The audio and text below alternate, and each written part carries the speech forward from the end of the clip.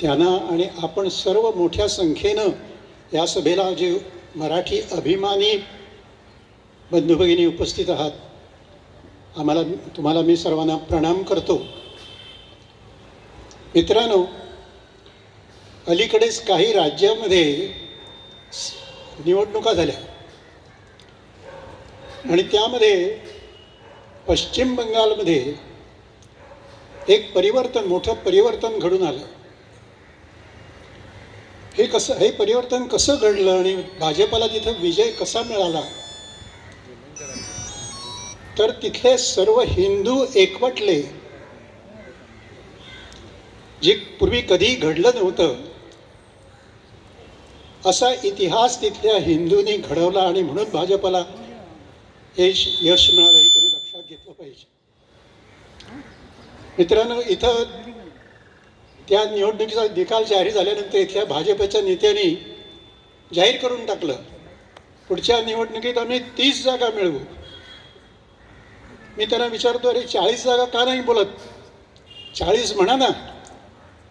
त्या 10 जागा कुणाकरता सोडलेत तुम्ही? त्या 10 जागा कुणाकरता सोडलेत?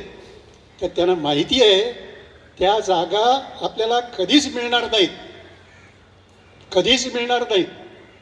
आणि त्यांचं तुम्ही लांगुल चालन करता, त्यांचे तुम्ही गोडवे गाता.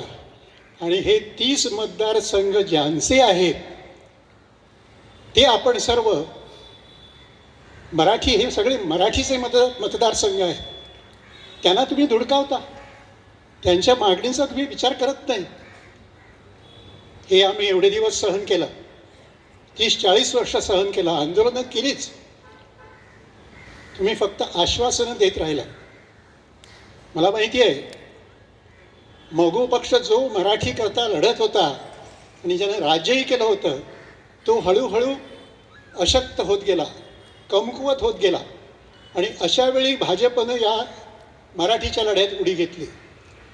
2000 साली जेव्हा कोर्टानं निर्णय दिला की मराठी ही राजभाषा नाही आहे, कोकणी हीच राजभाषा या कायद्यामध्ये आहे, कायद्यात काय सांगितलं तर कोकणी ही राजभाषा आणि मराठीला राजभाषा म्हटलेलं नाही, हा जेव्हा निर्णय दिला गेला तेव्हा मोठं आंदोलन, आता जसं आपण करतो तसंच आंदोलन उभं राहिलं होतं.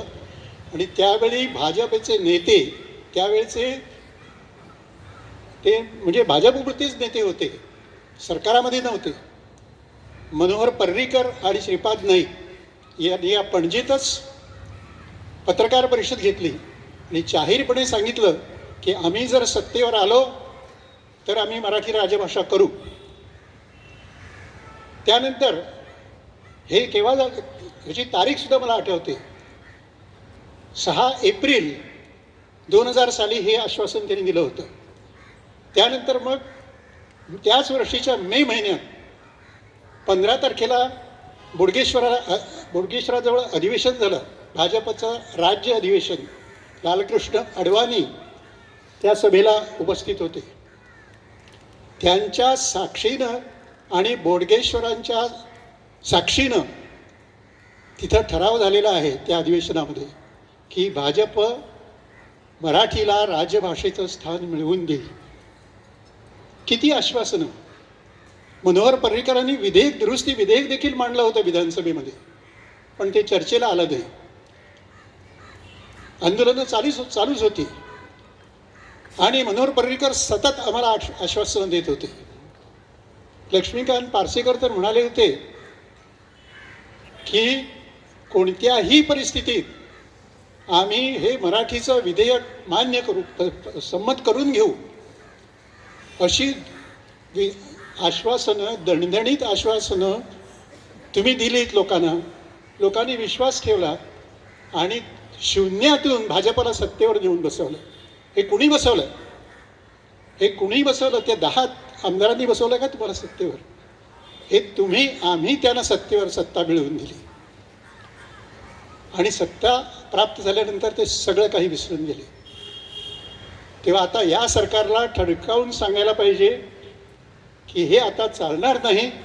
तुम्ही येत्या या सप्टेंबरपर्यंत किंवा जे काय अधिवेशन होणार असेल त्या अधिवेशनापर्यंत मराठी राजभाषा केलीच पाहिजे, नाहीतर आम्ही तुम्हाला सत्तेवरून खाली देतो. आणि हे अवघड नाही. म्हणजे त्यांना राज्यभाषा करणं तर अगदीच सोपं आहे, कारण आम्ही काही चुकीचं मागत नाही.